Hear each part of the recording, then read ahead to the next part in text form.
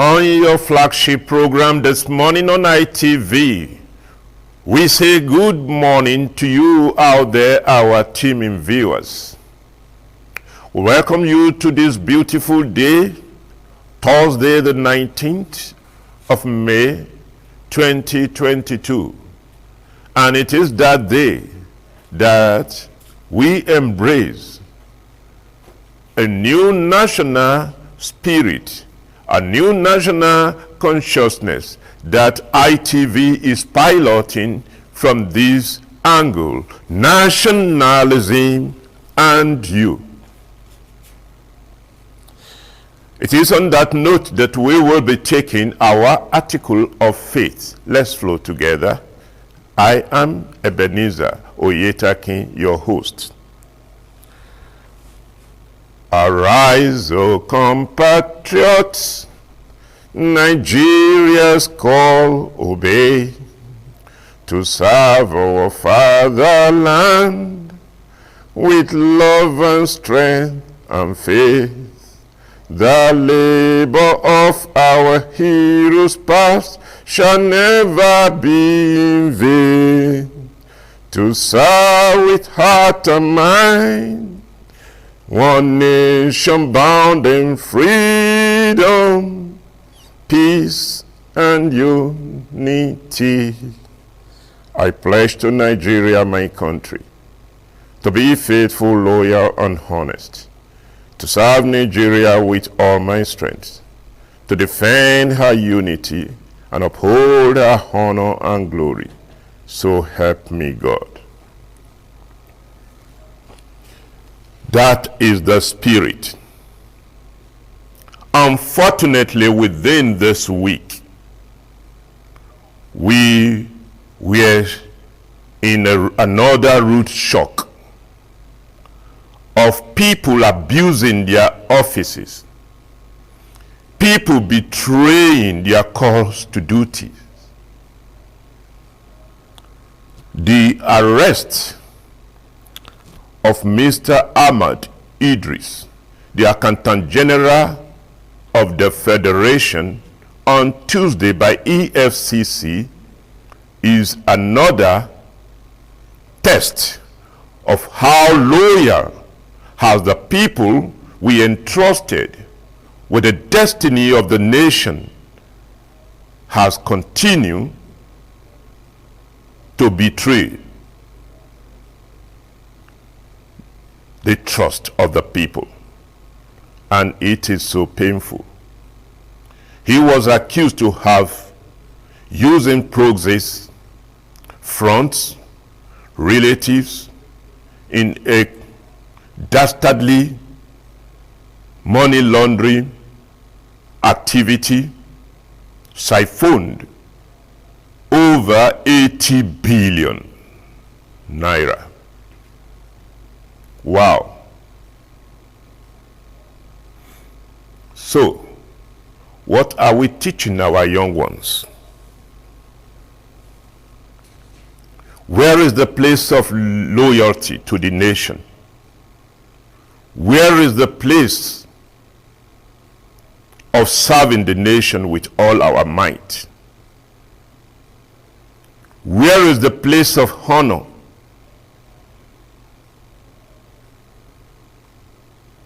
For every 1 billion that is siphoned by a government officer being opportunistic, you have thrown some tens of thousands, if not millions, of people into poverty and miseries.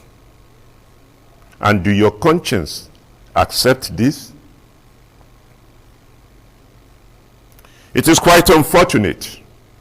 But again, we must be cautious.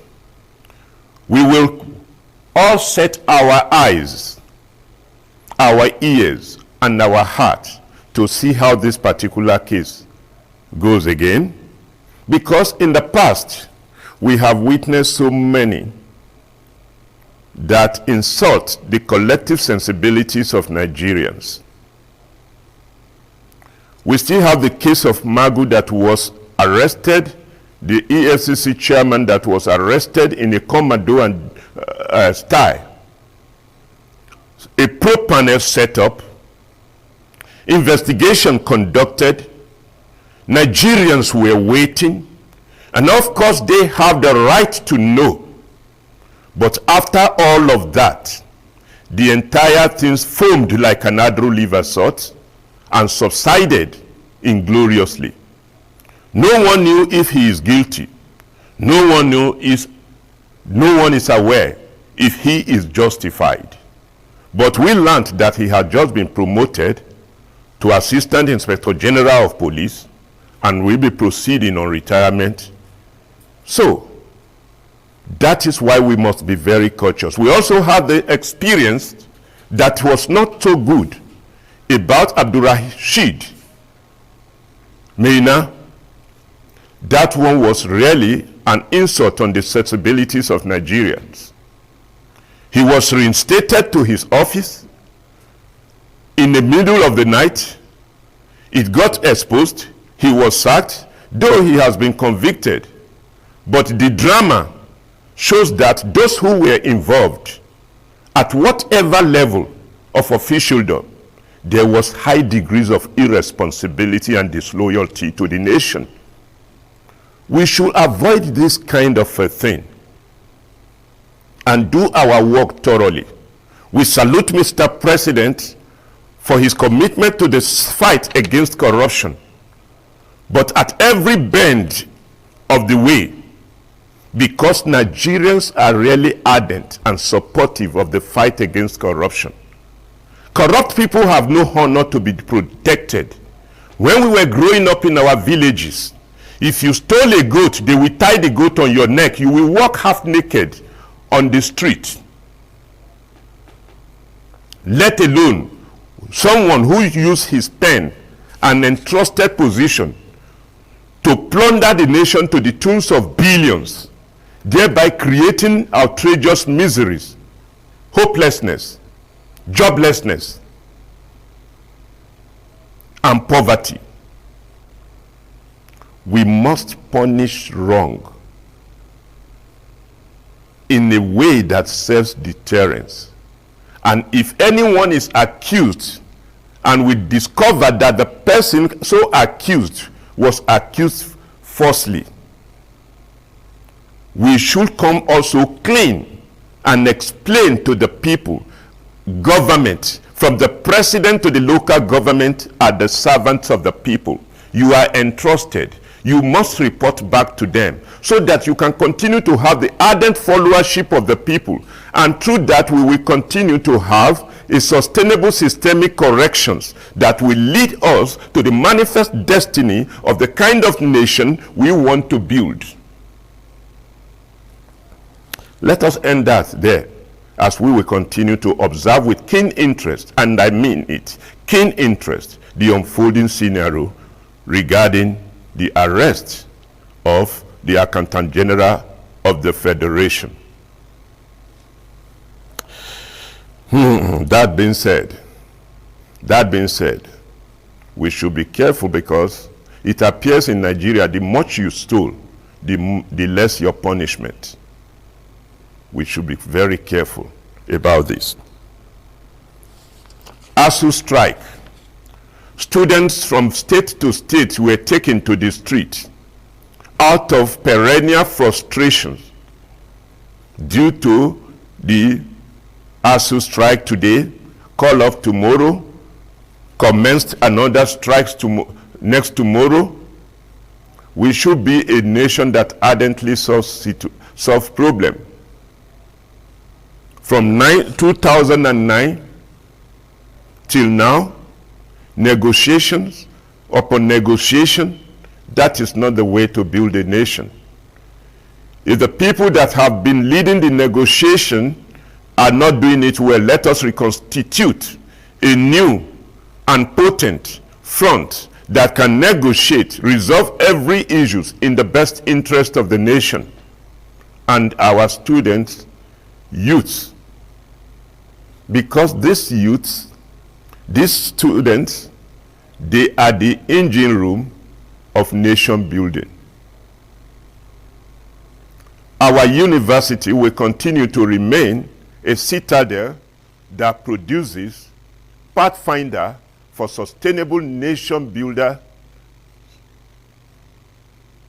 and things of that nature. Let us not trivialize our educational system.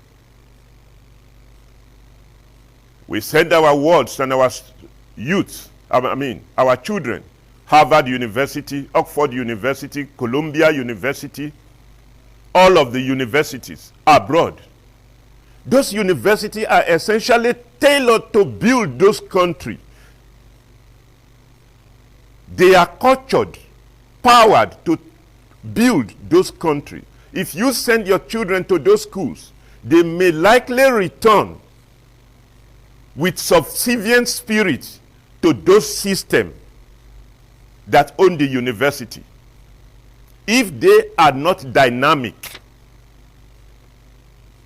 So therefore, let us build our own system, our own university system, culture them to drive the front of Nigeria emancipation and sustainable nation building. We should work very fast on this and end that cycle. Nigeria lost 2.4 trillion to crude oil theft. Wow.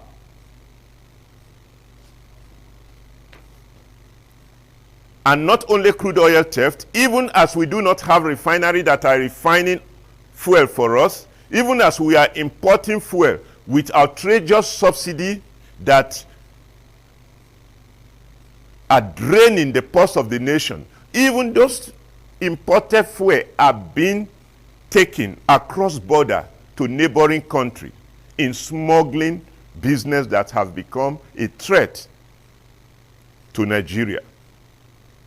And we know definitely that such practices, both the thievery at the crude oil level and the thievery across border through smuggling, cannot happen without the element of compromised officials that ought to be securing our fronts of nationalism. This is not the way to go build a nation.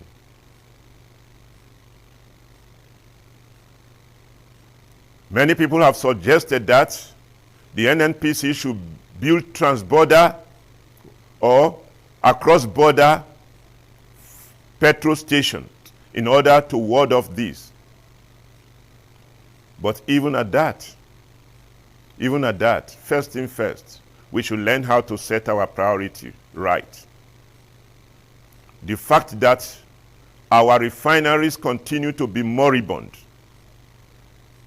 If another pandemic comes and shuts down the whole world, to the extent that we can't even trade, talk less of importing fuel, I wonder what will happen to us as a nation. I have seen nations that are under comprehensive economic blockade and sanctions progressing, building 10 refineries. Nations like Iran, we were not and have never been under any economic sanction. Why are we doing this to ourselves? Why can't we build more than 10 refineries? Even if we have to privatize them, their availability would have saved us from the kind of national embarrassment we are experiencing with returns of long queue when we thought those things were gone forever.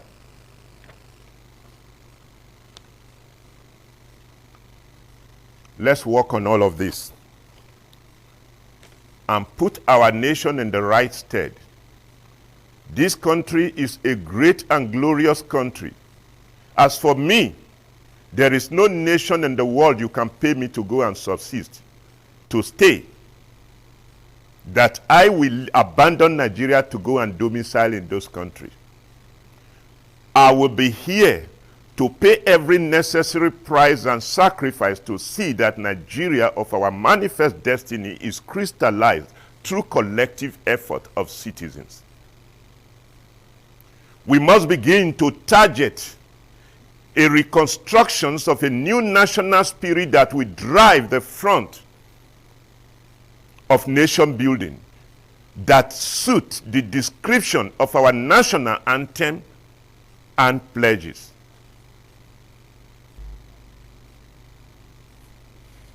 This requires commitment from our leaders, strong determination, ability to punish wrongs, self-deterrences. I once had an experience of President Muhammadu Buhari talking about people stealing in billion. He said, if you see people stealing 2 billion, 10 billion, 100 billions, money their 2 generations cannot finish, it is because they have been possessed by demons of greed. They will need to be recultured, redisciplined, in order that they may call their senses of sanity to place. But we need a very strong system to drive such discipline. We have experienced it before. Though under military, we can experience it if we have strong leadership that is determined to drive that front. We can raise a new national consciousness, a new national spirit, to which everyone will key into and know that we have a goal to build a nation that accommodates all her citizens in sublime peace, tranquility, and prosperity. That being that, we will be taking a look at the issue of religious tolerance. We must not pretend that there are differences among us. Differences in culture, differences in religion, and differences in various practices and traditions. It is in the acknowledgement of these differences that we can continue to respect our differences in order that we may live in peace. Irrespective of our divides, we can experience a sublime peace as a nation if we cultivate ourselves to understand our differences and live with respect to those differences. We will avoid a lot of things. And we should avoid taking laws into our hands. And one thing I must say here is that no man can fight for God. The God that created the heavens and the earth, the Almighty, if any human thinks they can fight for him, they are in self-delusion and deception. If that God sent only 4 soldier ants into your clothes, even as I am dressed on this television, and those 4 soldier ants come into me, I will pull off and you will not know what is happening to me. You will experience temporary insanity. Let us caution ourselves to live right, to accommodate one another, to tolerate one another, and we will experience the kind of peace that is necessary for nation building. Let us draw the curtain down on this first segment of Nationalism and You until we return on the discussion segment of same. I remain Ebenezer Oyetakin, your host.